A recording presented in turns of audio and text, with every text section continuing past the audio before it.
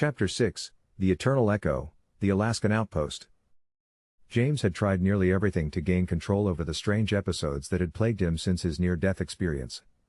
Traditional therapy, medications, and even meditation had provided only temporary relief. Finally, in a desperate attempt to reclaim his sanity, he turned to hypnosis.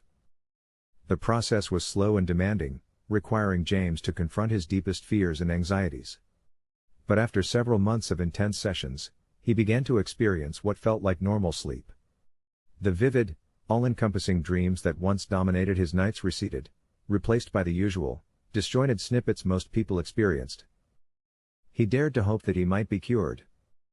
One cool autumn evening, James settled into bed, enjoying the now familiar comfort of expecting a peaceful night's rest. However, as the night deepened, a familiar sensation crept over him. His consciousness began to shift, and he felt himself slipping into that strange, hyper-realistic dream state once again. When he opened his eyes, James was no longer in his bedroom. The steady hum of an engine filled his ears, and the vibration of metal against metal resonated through his body.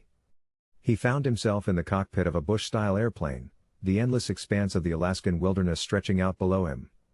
The rugged, snow-capped mountains and dense forests were both awe-inspiring and intimidating. He quickly glanced around, trying to make sense of his new surroundings. To his right, a middle-aged man in a heavy parka looked at him with concern. "You okay, James? You seem a little distracted." James shook his head, trying to clear his thoughts. He could feel the fear rising within him. He had never flown a plane in his life, yet the controls felt familiar, almost second nature. "Yeah, just lost in thought," he replied, forcing a smile. The man gave him a reassuring pat on the shoulder. "Don't worry, we're almost there. You've done this 100 times." James nodded, his hands instinctively adjusting the throttle and controls. He couldn't understand how he knew what to do, but the actions felt automatic, like muscle memory. The plane descended smoothly toward a small outpost nestled in a valley. James's heart raced as he focused on landing the aircraft safely. Despite his fear, the plane touched down with a gentle bump and rolled to a stop near a cluster of buildings. "Nice landing, as always," the man said with a grin. James unbuckled his seatbelt, still grappling with the surrealness of the situation. He helped unload the supplies, taking note of the crude map posted on the wall of the outpost's main building. By studying it, he deduced the location of his base. With the supplies delivered, James climbed back into the cockpit and took off, hoping to find his way back. The journey was tense, but as the landscape below became more familiar, he spotted a small airstrip and a collection of cabins that he instinctively knew was home. He landed the plane effortlessly and stepped out, a sense of dread washing over him. As he stood there, taking in his surroundings, a small child ran towards him. "Daddy!" she called out, her face lighting up with joy. James's heart sank.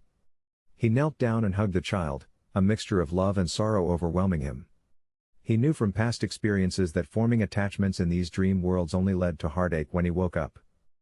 A woman waved at him from the porch of a nearby cabin, her smile warm and welcoming. James realized she was likely his wife in this reality. Bracing himself for what he knew would be another emotional journey, he whispered to himself, "And so it begins." The days in this new life blended together, each one filled with the challenges and joys of living in the Alaskan wilderness. James found himself adjusting to the routines of this new existence. Despite his initial fear, he became proficient at flying and maintaining the plane, delivering supplies to remote locations and building a life with his new family. As time passed, James grew attached to the people around him. He fell in love with his wife, cherished the moments with his daughter, and formed bonds with the tight-knit community that relied on him. Yet, the looming knowledge that this was all a dream never left him. He knew that at any moment, he could wake up and lose everything. One evening, after a particularly long day of flights, James sat on the porch with his wife, watching the sun dip below the horizon. The sky was painted with hues of orange and pink, a breathtaking display of nature's beauty. "I can't believe how perfect this place is," he said softly, his voice tinged with sadness. His wife looked at him, her eyes filled with understanding. "I know it's hard sometimes, but we're here together. That's what matters." James nodded, his heart heavy with the weight of his secret. He leaned in and kissed her, savoring the moment. As he held her close, he silently vowed to make the most of this life, no matter how long it lasted. But deep down, he knew that someday he would wake up, leaving this world behind. And when that day came, he would face the pain and heartbreak once more. Until then, he would embrace the love and happiness that this dream offered, holding on to the hope that perhaps, one day, he would find a way to make it all real.